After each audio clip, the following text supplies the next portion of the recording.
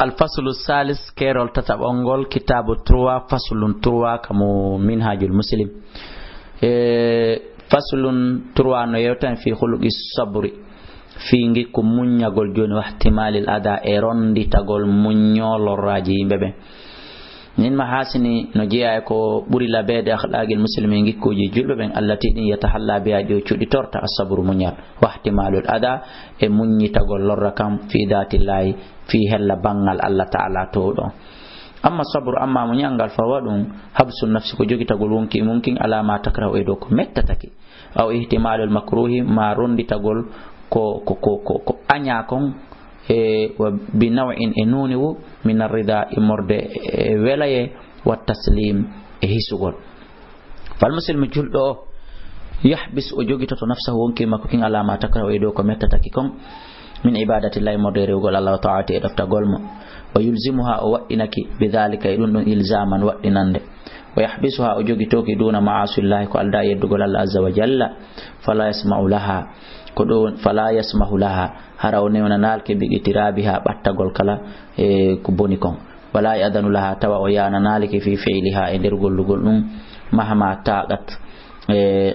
lidhalika noni wono no hebiri taqa e dum bi tab'iha e mulande dum e jogitagol dum wa hashat lahu ko doni e noni mahma taqat lidhalika noni wono o hebiri taqa e dum bi tab'iha e mulugol makki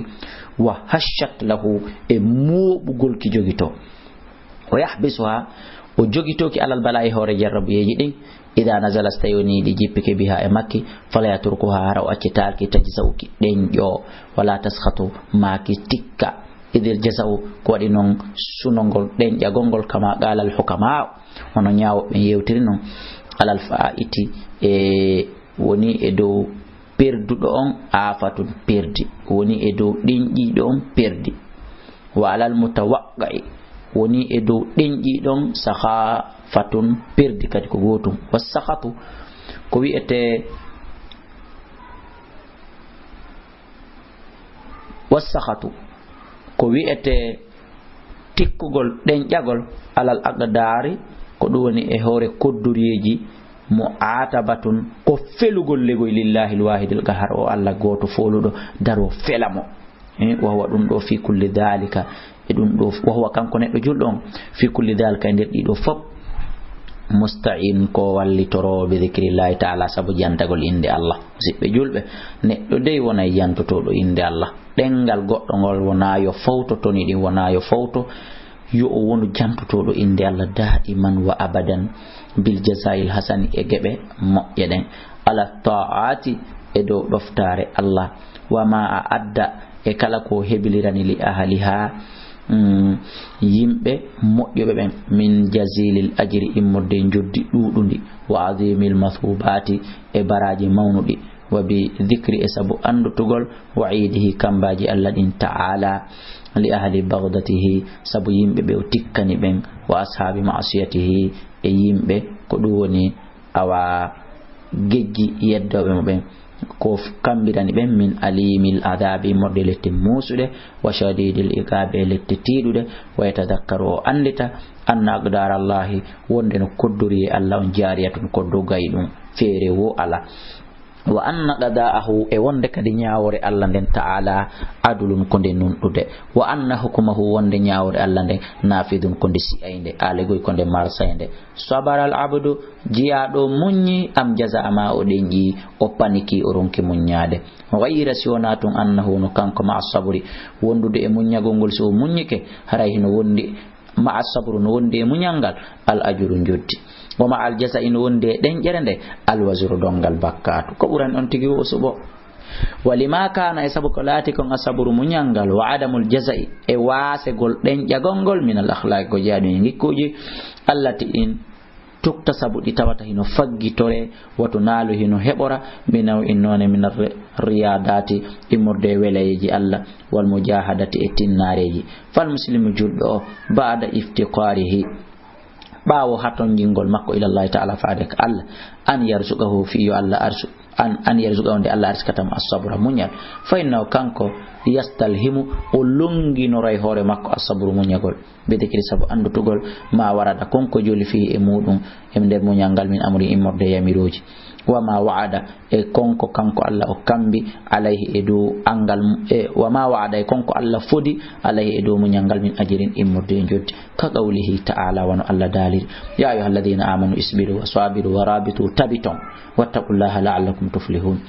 wasta'inu wallitore bisabri muñal wa salati wasbiru munye wa ma sabruka wasbir munyo wa ma sabruka illa billah wa qawli wasbir munyo ala ma asabaka inna dhalika anduno munya gongol hore musiba min azmil umur ko jadi fiya kuji fillitadi wonde waday fillitantedi fibantedi décision ferme wa qawli ta'ala wa bashiri sabirina weltinir munyi ben alladina ben idha asabatum sabi musiba qalu inna lillahi wa inna ilayhi raji'un ulaika alaihim salawatu min rabbihim wa rahma wa ulaika humul muhtadun wa qawlihi wala najziyanna alladina wallahi man yubaben sabaru munyi be ajram joddi mabbe bi ahsani ma kanu ya'malun wa qawlihi waja'alna min wadi minhum mabbe immatan hore be yahduna bi amrina lamma sabaru tumande be munyino wa kanu bi ayatina yuqinun wa qawli inna ma yuwaffas sabiruna ande ko munyibe be yobete ajram joddeji mabbe de be ghairi sab ko al da'ili mugol munyido joddi makko ni ko nokka tun jonna contrôle attaque ka qawli rasulun ma kunna la sallallahu as-sabru diya'un he ko wiete ko munyal dum ko jalbendi de ko ndaygo wa qawli man yasta'fif kala nefinido yu'affahu Allah on nefinemo waman yastaghni kala yondinido yawni Allah on yondinemo wama yasbir kala munyido yusabbiruhu Allah munyinemo wama utiya ahadun goddo kaka ata andokkal khairan burgal mojjude wa awsa e ko buri yaajude e ko buri keldude mina sabri ha hefti okkegol ko wiete ko munyal ya Allah okku en waawgol munyagol e hore ko du'a munyede kon amina sabu munyagol ko jeya ko du'a ka munyanede ko dum don ko jayre wiete ko dum don wiete bi mana jayre dum don ko jayre wiete wona munyal wa qawlihi e ma ko ne laado ajaban hino hawnine li amril mu'mini fi fiyake gomdindo inna amrahu andu fiyake makon kullahu de fop lahu wonande mo khairun ko moƴƴere walaysa dhalika dum don latana ke hadin hay e goto illa lil mu'mini sona gomdindo ida asabatu sebimo sarra'u bone sarra'u newende yaajende shakara o yetta Allah fakana wona khayra lahu moƴƴere makko wa ina asabatu sebimo darra'u lorra sabara o munyo fakana wona khayra lahu toujours moƴƴere makko la yajtami'ani nokko riwaya no beyditi la yajtami'ani illa lil mu'minin dido didi hawtondiranta si wona ade gomdindo wa qawli ma kunna alayhi salatu wassalam libnati fi bi mabbe harbe yewta jiwo mabbe wa qad arsalat ilayhi ko nene Fatima goy tay on hino neli e mabbe tatlubu hudurahu himo dabbira mo yo nelado seno tawema kamakko ton kisan idinde tawno wala duha biddo makko gadu hutudira mayde den nangimo mayewe faqala li rasuliha nelado jaabi nelado mo on biddo makko neli igra salam yawyama mi do hiromo wa qullaha inna lillahi ma akhadha ko Allah jeyi ko on ƴettutude kon walahu ma ata ko kanko kadi jeyi ko okkuno kon kullu shay'in kala hunde inda ka makko be ajal ko ila jan musamman wi angal yiyatuma fal tasbir yo munyu wal tatasib yo tanjino baraji din ka Allah moyi elado hay senaki wa qawli e ma ko nelado yaqulu lahu azza wa jalla allati tudun o dalay idabtalitu simi jarribiki abdi jiyado an bi habibatihi ko dum woni sabu jattugol gite makko den yidade makko den ko dum aynayhi gite makko den didi fo sabara o munyike awatu mi lontinira naymo min huma immorde gite makko den didi aljannati aljanna wa qawli ma kun la man yuridillahu bi khairan kala ummu Allah falana moƴƴere yusib minhu o hebinaymo musibaji seeda jarabeji seeda dargol so munyeto mi torki Allah yo yidu en ko alda e wadangol en non musibaji jarrabeji di tawata no metti munyade din en torike mo dum kanko Allah wa qawli ay ma ko nelado inna a'zamal jazai ande ko buri mawnude en joddindi ma uzumil bala'i ko buri mawnude kade e jarrabu ya mi manaji joddi jandi din hino jokki jarrabu hen jano yalla ko en joddi jandi ko alda e jarrabu hen jano yandi amina wa inna Allah ta'ala nden Allah idha habba qauman sudi yimbe ibtalam o jarriboto yalla yido en ara o jarribo rakin sona ko moƴƴi kon faman radiya kala weltodo falaw rida no woden mo weltare ka Allah man sakhita kala tikkodo falaw sukhtu no woden mo tikkare ka Allah ko gawle ma ko nelaado alayhi salam ma yazalu iwata al bala'u jarrabu bil mu'minin no gomdindo fi nafsihi wa waladihi wa malihi ka wonki makko e ka ɓiɓɓe makko e ka jawdi makko hatta yalqalla ha ñande o fotti Allah wama alay taw ala e makko khatiyatun ko wiyete kon bakkat fus taw jarrabuyeji ɗi o waɗano ɗin ka ɓeyguri e ka wonki e ka jawli o muññi tangal muñal ɗon sunni bakkat ko mari kon fo wa amma ihtimalul ada amma ko wiyete noon ronditagol lorro muñ ellaji lorraji ko waɗa ko fawa ɗum kadi toujours goy asabru ko muññagol walakinna ko woni tun ko ngal muñal ɗo a shaɓɓu ɓuri sattude ɗi ngal muñal ngal yewtuɗen ɗa wa huwa ngal muñal ɗo bida'atu siddiqin ngal ɗo ko ngal salndu e yimɓe gongoɓe ɓen ko wiyete kon as-siddiqina wa shuhada ɓe wiyeteɓe siddiqina mo wawi ngal muñal ɗo haray o jeeyete maɓɓe wa shi'aru salihina ko mande yimɓe moƴƴuɓe ɓen no wa haqiqatu tigi tigi maggal ko woni ɗum an yu'dal muslim ko nde julɗo on lorrete fi dhatillahi ta'ala fi Allah fa yasbiru muññoɗo wa yatahammal muñño oron ka accutude oron ka ngermitade oron ka wiide amin ɓa ko ɗum mi wallini fala yaruddu hara o jaaborali o ruttirali o yottorali as-sayyi'ata bone on bi ghayril hasanati siwana ko moƴƴi wala yantagimu li dhatihi hara o yottorta fi makko ko yottorta ko fi ɓa goɗɗo lorrama ma ɓa Allah dina Allah ka lorrama ko ɗon o yottor wala yata'atharu o yottorta li shakhsiyati fi neɗɗo yagal makko ngal madama dhalika fi sabilillah madama ɗum koye fi Allah woni wa muaddiyan ko tottowo ila mardatillahi faade yarluyeji Allah din wa uswatuhu ko ñentinowo mo fi wa uswatuhu ñentinirgal makko ngal fi dhalika e nder ɗum al mursaluna ko nelaɓe alihuna moƴƴuɓe ɓe id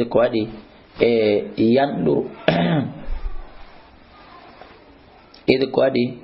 yanduru hino fanɗi mallam yu'da on mo lorraka minhum e maɓɓe fi dhatillahi fi haqqe Allah subhanahu wa ta'ala fi jati Allah fi Allah walam yubtal jarribaka fi tariqihi e lawol makko ngol ila wusuli faade hewtoygol ila Allah ka Allah qala Abdullah ibn Mas'ud radiyallahu anhu yalla welemo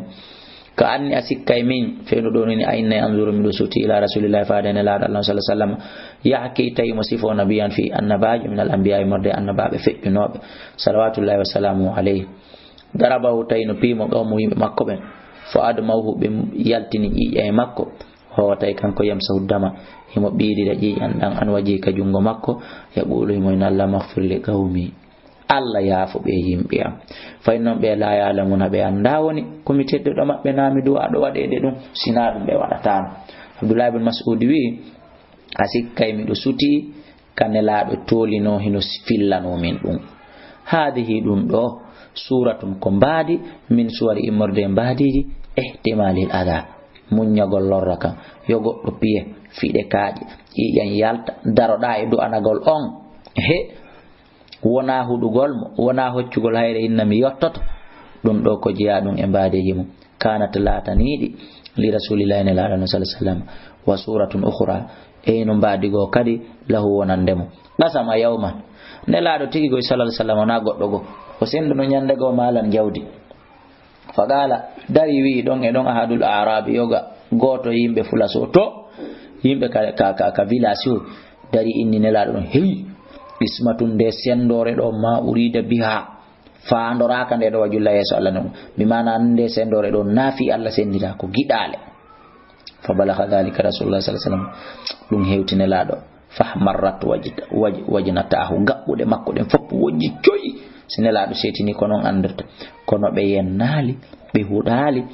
ɓe noddali mo adde ɗo mi piyamo ma mi foccamo thumma qala defte maki yarhamullahu akhi Musa yo Allah yurme musidɗo an on annabi Musa lagad udiya gomɗi o lorrama bi akthara min hada ko ɓuri lorra kami lorraka ɓa annabi Musa ɓe lorrunomo ha ɓe inni ko moɗama jan nangi ɓe lorrimo ha ɓe inni ha yare no nangimo on andi ko ɗon hattika on acca yakkede kono fo sabara o muññi e jaka yo Allah yurme o jaka waɗegol muñño hoya ne laaɗo ko ton directement man anditi holli kamɓe kadi ɓe muññi wa qala Khabbab ibn al-Aratti o wi radiyallahu anhu shakawna me wullitino nyandego ila rasulillah faade kan elaɗo allah alayhi salatu wassalam wo watay kanko nelaɗo mutawassidun himo awli burdatan doloke makko fi zilil kaaba ka ɗowdi kaaba fa qulnami wi nelaɗo ala tantasiru lana ene a ɗaɓɓanta en ballal ala tad'u lana adu anta ko en toroɗa allah en hoyi en sattinanama en sonjama en lorrama ha ɗo fa qala nelaɗo maki he ko an yo khabbaba wonil aratti qad kana gomɗilatke min qablikum immorde ɓe feƴƴuɓe edetiɓe o yukhadu rajulu gorko hino nangeteno fa yufaru lahu ngayka asanemo fil ardi ka leydi fa yujalu fiha unte e nder ngayka kam ha koyɗe makko ɗe mutata wata dogude wata min minade thumma yuta bil minshar refti seran wal adde fa yuda ngal walline ala rasi ka hoore makko fa yujalu nisfayn ngal sekiremo o fekke ha memo yele o waɗe pecce ɗiɗi goya sengo yanira to ɗum ko façon feere wa yumshatu maɗum ko ɗum woni o sancire ɓandu makko ndun tew makko ngun mbiyam shatil hadid hara ko santi wal janɗe naade ɓandu makko ndun cakkite yaltinire cakkitire kuccure kucci huyre kuccuy ɓandu makko ndun maɗuna lahami wa azami ta ɗum no ɓise hakkude tew makko ngun e yiyeɗen foppo sancite ma yasudduhu dalika kono tata ɗum ɗon sakkotako mo deransatamo andini la e dina allah kan enen est ce que enen ɗo en lorrama gotel e sifa ɗiɗi lorraka nafere ma noon enen wonɓe jangude o tafsir hande wonɓe jentade ɗo enen en lorraka sifa ɗum en lorraka ko siwa ɓatti ɗo ko haɗi moñoɗe musidɓe julɓe an hande lorra ko marɗa fo sa golliti alqur'ana e sunna nanaɓe inna awa en ambarguimo en yahata dennabo makko en yahata inde bobo makko na dennabode accake en yahata inde bobo makko en yaltinimo kaye jokkere enɗa ma yo yaltuga galle an kawlosi ɗo mami jaɓiti ɓeygu makko kono ananata goɗɗo no inna ɓawo goltide alqur'ana e sunna adde seran wal sekemmo no adde finkari fellemmo hay so accirta kulol Allah kono accira kulol laamu ka enen ko honɗum accita taware ɗo goɗɗo inna ɓoray wokkude ma nden fiiɗa acci ɗum e ko nantata e ɗum watten yiili wa qassallahu lana Allah hino sifani en qissani anil mursalina fi ɓeɗone laaɓe wa haka anhum hino filli fi maɓɓe kadi qawlahum konguɗi maɓɓe ɗi wa hum ta kamɓe yatahammaluna heɓe muño al ada ɗiɗo lorraji fa qala wa ma lana kon ɗum heɓi en Allah na tawakkala hande ronketen holorde alallahi ka Allah holoren Allah wa qad hadana gom ɗi o fewni en sublana ilahi min wala nasbiranna wallahi en muñoto ala ma adaytumuna e dow koko wonɗo men lorrude men muñoto wa alallahi ka Allah يتوكل المتوكلون وكان لاتي عيسى بن مريم صلى الله عليه وسلم يقول ما وينانو لبني إسرائيل قيل لكم وأنام من قبل قادي إن السن بالسن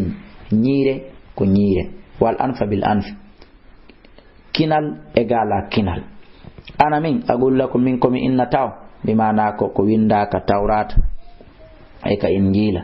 مبوري ما نيره كو يابور مو نيره متاجي ما كنال كو ياتاج مو كنال كو كونغ kono min Isa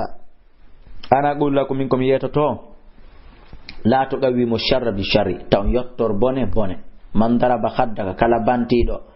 gabbude ma al aymana nyama ni gabbudo ma nyamo wongon fa hawil ilayhi iltammo al khaddal aysara gabbude nanan wongon kadi yo banto don am wata yot aman akhadha min karidaaka kala jattudo ma tiggare